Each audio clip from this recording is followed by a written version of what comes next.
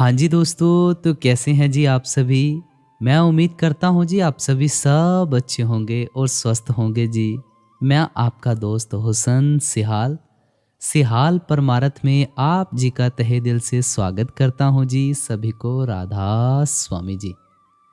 तो दोस्तों, आज हुजूर जी ने 30 नवंबर 2025 को डेरा ब्यास में सत्संग फरमाया। संगत काफ़ी ज़्यादा उड़ीक में थी कि बाबा जी स्टेज के ऊपर आएंगे, लेकिन आज भी बाबा जी स्टेज के ऊपर नहीं आए। आज हुजूर जी ने जो भी सत्संग के वचन फरमाए वो आप जी के साथ एक एक वचन इन शॉर्टली शेयर किया जाएगा। उससे पहले आप जी से बेनती है कि आपकी एकाग्रता और पूरी वीडियो में बने रहिएगा कि हुजूर जी ने क्या क्या फरमाया है। साथ में एक छोटी सी बेनती करूंगा कि चैनल को सब्सक्राइब करके ऑल नोटिफिकेशन बेल दबाना चाहें तो आप दबा सकते हैं, सब्सक्राइब करना चाहें तो कर सकते हैं, सोशल मीडिया पे फॉलो करना चाहें तो कर सकते हैं, अदरवाइज आपकी अपनी इच्छा पर निर्भर करता है। तो आज जब हुजूर जी स्टेज पर आए तो शब्द चल रहा था, कहो नानक सब तेरी वड्याई। और उसके बाद हुजूर जी ने आकर सारी संगत पर दृष्टि डाली। फिर पाठी साहिब जी ने शब्द पढ़ा। आज बाणी तीसरी पातशाही की ली गई थी। बाणी ली गई थी, जग जीवन साचा एको दाता। हुजूर जी ने कहा कि यह बाणी गुरु घर की है। तीसरी पातशाही हमें समझाने की कोशिश कर रहे हैं कि जब भी सृष्टि में महात्मा आते हैं वो अपने जीवन के जरिए हमारे आगे उदाहरण और प्रेरणा रखते हैं कि हमने मालिक की प्राप्ति कैसे करनी है, किस तरह करनी है। वो सारी व्याख्या हमारे आगे रखते हैं। वो सत्संग में रूहानी बातें करते हैं, सतगुरु की जिंदगी से हमें प्रेरणा मिलती है। हुजूर जी ने फरमाया कि गुरु अमरदास जी 60 साल की उम्र तक गुरु की शरण में नहीं गए। 60 साल बाद वो गुरु की शरण में पहुंचे। 12 साल उन्होंने खोज को जारी रखा। हम क्या सोचना शुरू कर देते हैं, हम सोच लेते हैं कि हमें बहुत टाइम हो गया, हम काम काज में उलझ गए, रिश्ते नातों में फंस गए और परमार्थ की तरफ चलने के बारे में सोचा ही नहीं। आगे फरमाते हैं गुरु साहिबान उदाहरण बनकर आते हैं। जब भी हमें परमार्थ की तरफ चलने की समझ आ जाए वही समय ठीक है। 60 साल की उम्र में गुरु अमरदास जी महाराज को गुरु गद्दी मिली और फिर 16-17 साल परमार्थ की सेवा की। हम कभी कभी कह देते हैं कि हमारे से भजन सिमरन नहीं होता, उम्र का तकाजा आ गया। पर परमार्थ में उम्र का कोई तकाजा नहीं होता। वो उदाहरण बनकर सामने आते हैं भाई, और हमें हिम्मत देते हैं कि कुल मालिक की भक्ति किसी भी उम्र में हो सकती है। आप जी ने यहां तक कहा कि 13 साल श्री गुरु अमरदास जी शिष्य रहे। 22 साल उन्होंने संगत को परमार्थ में समझाया, वाणी में सवालों का स्पष्ट जवाब दिया। पर हमें फिर भी समझ नहीं आती कि मालिक की प्राप्ति कैसे करनी है। इसी करके गुरु साहिबान फरमाते हैं, जग जीवन साचा एको दाता। मालिक एक है, हम अनेकता की तरफ देखते हैं। आप जी ने आगे कहा, गुरबाणी की शुरुआत ही एक ओंकार से की गई है, मतलब मालिक एक है। इसी करके फरमाया, सबना जिया का एको दाता, सो मैं विसर न जाई। मालिक एक है भाई, एक पिता एकस के हम बारिक, सारे उसी के बच्चे हैं। आप जी ने आगे फरमाया, कोई भी ग्रंथ खोल लो, पलटू साहिब अपनी बाणी में लिखते हैं, पलटू एक ही एक है, दूसर ना ही कोई। बाइबल में लिखा है लॉर्ड इज वन, कि परमात्मा एक है। कुरान में मोहम्मद साहिब ने रब को रब्बुल आलमीन कहा है, रब्बुल मुस्लिमीन नहीं कहा। हिंदुओं में भी उसी परमात्मा को एक ब्रह्मा कहकर बयान किया गया है। गुरु ग्रंथ साहिब सारे ग्रंथ उस एक मालिक के गुण बताते हैं, पर मालिक फिर भी एक ही है भाई। हुजूर जी ने उदाहरण दिया, परिवार में एक मुखिया होता है ना, कारोबार में एक मुखिया होता है ना, देश का भी एक प्रधानमंत्री होता है ना, इसी तरह सृष्टि का भी एक मालिक है भाई। हम अनेकता में कैसे फंस गए। जब हमने जन्म लिया, हमने अपनी हस्ती कायम करने के लिए नाम रख लिया, स्कूल गए, अपना नाम दिया, स्कूल का नाम, शहर का नाम, फिर काम काज पर गए, वहां अपना वजूद बताया, लोगों के साथ अपने नाम जोड़ लिया। ये सब करके अनेकता हमारे अंदर बस गई। कुल मालिक को भी अलग अलग नामों से याद करने लग पड़े। पांचवें पातशाह श्री गुरु अमरदास जी ने जब गुरु ग्रंथ साहिब जी की बीड़ यानी रचना बनाई, तो उस वक्त के जहां जहां भी भगत थे उनकी बाणी इकट्ठी कर दी। राजा पीपा की बाणी भी उसमें है, संत गुरु रविदास महाराज जी की बाणी भी उसमें है, संत पीखा जी की बाणी भी उसमें है, शेख फरीद जी की बाणी भी उसमें है। हजूर जी ने इसी करके फरमाया, खत्री ब्राह्मण शूद्र वैश्य उपदेश चौं वर्णों को साझा। इसका मतलब है कि उपदेश सारों के लिए बराबर है, किसी खास कौम या मजहब के लिए नहीं है। हम अस्पताल जाते हैं ना, डॉक्टर हमारा इलाज करता है, हम कभी उसका धर्म नहीं पूछते। स्कूल में टीचर पढ़ाते हैं, हम उनका धर्म नहीं पूछते। नौकरी पर बॉस का हम धर्म नहीं पूछते। फिर परमार्थ में आके हम परख में क्यों पड़ जाते हैं? वहां पे हम क्यों जाते पाते ये करने लग पड़ते हैं? इसी करके कबीर साहिब ने कहा है, हिंदू कहे राम प्यारा, तुर्क कहे रहमान, आपस में दो लड़ मरे, कोई ना सके पहचान। हुजूर जी कहते हैं मालिक तो एक ही है। हम सत्संगी होकर भी कह देते हैं कि हम एकता में विश्वास रखते हैं, पर जब शादी की बात आती है तो हम जात पात और धर्म देखते हैं, कुंडली मिलाते हैं। फिर आप जी ने आगे फरमाया कि मालिक ने कभी अच्छा बुरा बनाया था? परमार्थ में तो हमने तर्क वाला रास्ता पकड़ना है, कुंडलियों के पीछे क्यों पड़ गए? पुराने जमाने में शिक्षा हर जगह नहीं पहुंचती थी, हर घर का माहौल लगभग एक जैसा होता था। राजा का बेटा राजा जैसा, डॉक्टर का बेटा डॉक्टर जैसा, वही धंधा पकड़ लेते थे। तब पहचान भी इतनी नहीं थी, इस करके जात पात के भीतर ही शादी कर देते थे। आज बड़े बड़े शहरों में जाओ, घरों को देखो, किसी का धर्म और जात सिर्फ घर देखकर पहचान लेते हैं। हजूर जी ने फरमाया कि अगर हम जात पात से बाहर निकल भी आए तो फिर हम पैसा शोहरत देखने लग पड़ते हैं। असल में देखना क्या है?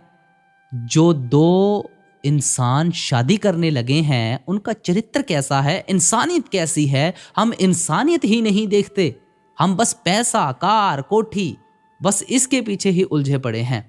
आप जी ने फरमाया कि सबसे पहले हमें इंसानियत की बुनियाद बनानी है, फिर ही इंसानियत समझ आएगी। फिर आप जी ने आगे फरमाया कि हम दुकान में 2-3 बाबाओं की फोटो रख लेते हैं, इष्ट और तस्वीरें रख लेते हैं। देखो, जाना हमने बटाले हो, अमृतसर हो, तरन तारन हो, पर रास्ता हम जलंधर का पकड़ लेते हैं, हमें तो पता ही नहीं लगता कि जाना किधर था। इसी तरह जब 3-4 बाबाओं की फोटो रख लेते हैं, सोचते हैं ये काम नहीं करेगा तो दूसरा काम करेगा, फिर हुजूर जी ने कहा कि भाई ऐसे तो तुम रास्ते में ही रह जाओगे, भटकते ही रह जाओगे। एक को पकड़कर एक के लड़ लगो, हमने एक के साथ जुड़ना है, एक के साथ जुड़कर एक का हुक्म मानकर एक के पीछे लगना है।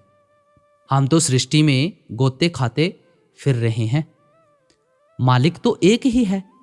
मालिक का क्या आधार है? वो जग को जीवन देता है, इस करके वो नहीं बदलता। वो बदल जाए तो माया है, आए जाए सो माया। वो अपने आप ही रसैया है, आप ही रस, आप ही रसनहारा। वो आप ही मछली भी है और मछली को पकड़ने वाला भी वही है। मछली जिस पानी में रहती है वो पानी भी वही है। फिर बाणी का हवाला देते हुए समझाते हैं, आपे ने आप साजिया, आपे ने रचिया नाऊ, दुई कुदरत साजिए, कर आसन डिठो चाऊ।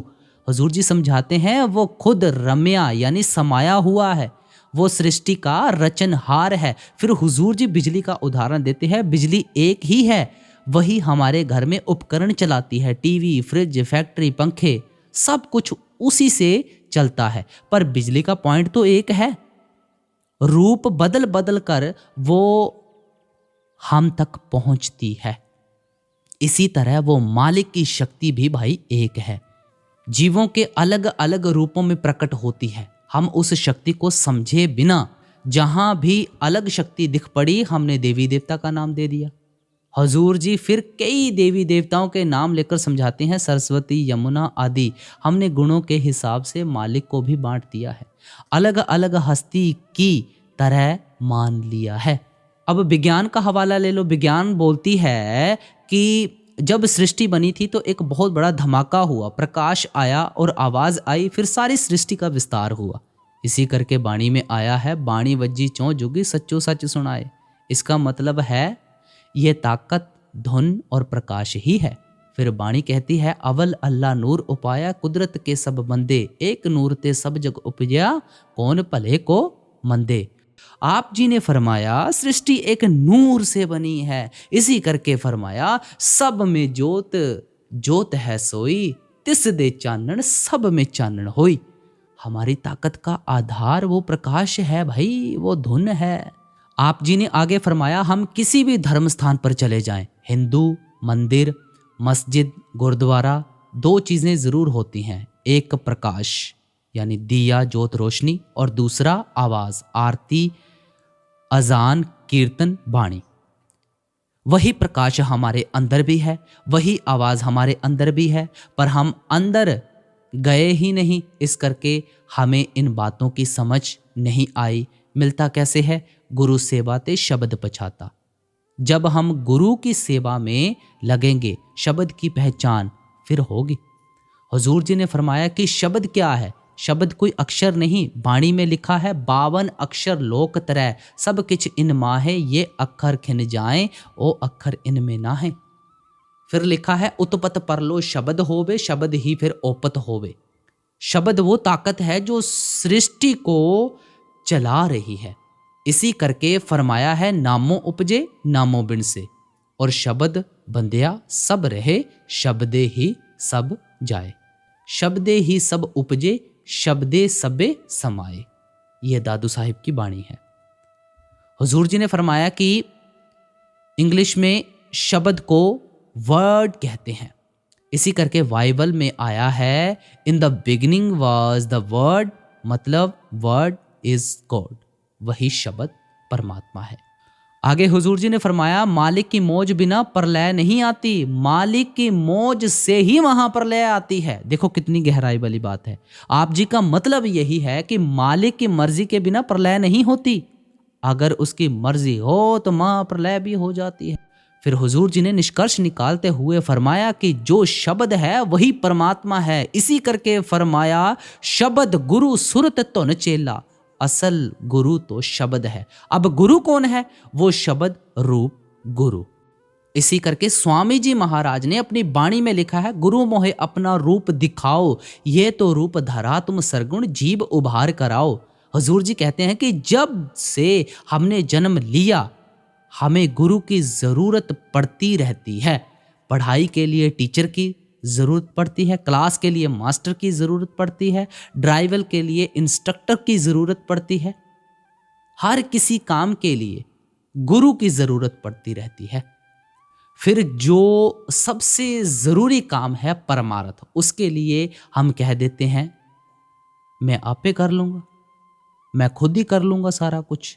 ये काम अपने आप नहीं होना। फिर हुजूर जी कहते हैं देवी देवता हमने देखे नहीं, भैंस और गाय के बोली हमें समझ नहीं आती, पंछी और पक्षियों की आवाज़ हमें समझ नहीं आती, हमें बात समझने में मुश्किल लगती है। इस करके बाणी में गुरु की पहचान बारे थोड़ा सा दृष्टांत देते हैं। शिष्य ऐसा चाहिए जो गुरु को सर्वस्व दे, गुरु ऐसा चाहिए जो शिष्य से कछु न ले।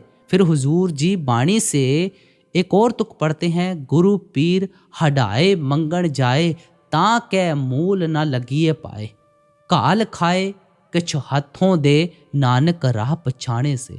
हुजूर जी फरमाते हैं कि हमने उस गुरु के पास जाना है जो साध संगत के आगे हाथ ना फैलाए, जो हड तोड़ यानी मेहनत से अपना गुजर बसर करता हो और संगत की सेवा भी करता हो। वो हमारे गुरु भक्ति के लायक होता है, वही गुरु है। हुजूर जी आगे फरमाते हैं कि हम सोचते हैं कि धन की सेवा सबसे बड़ी है, तन की सेवा सबसे बड़ी है, गुरु की सेवा सबसे बड़ी है, पर सबसे बड़ी सेवा भजन बंदगी की है। जब हम गुरु की शरण में जाते हैं, हमने क्या सेवा करनी है? एक को नाम हुक्म है, नानक सतगुर दिया बुझाई जियो।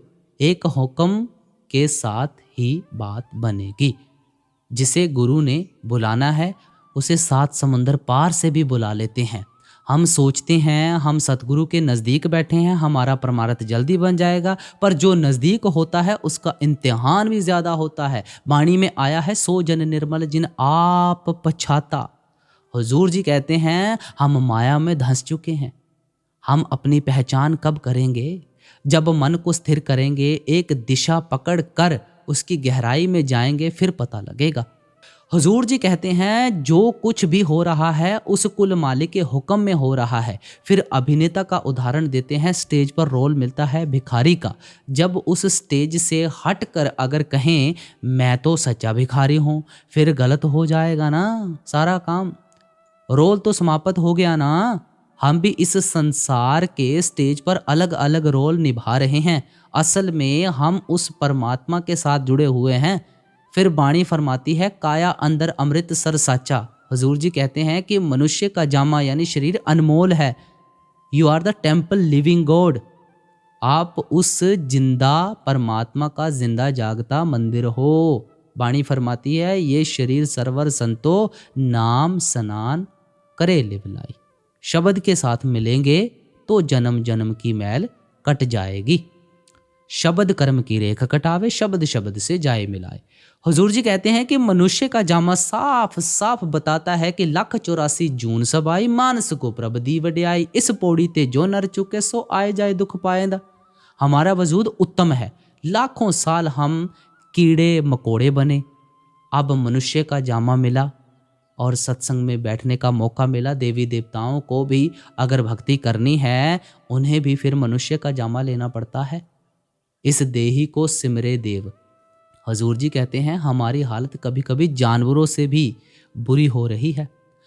जानवर ज़रूरत मुताबिक खाता है, हम सिर्फ खाने के लिए खाते हैं। फिर उसे पचाने के लिए दवाइयाँ खानी पड़ती हैं।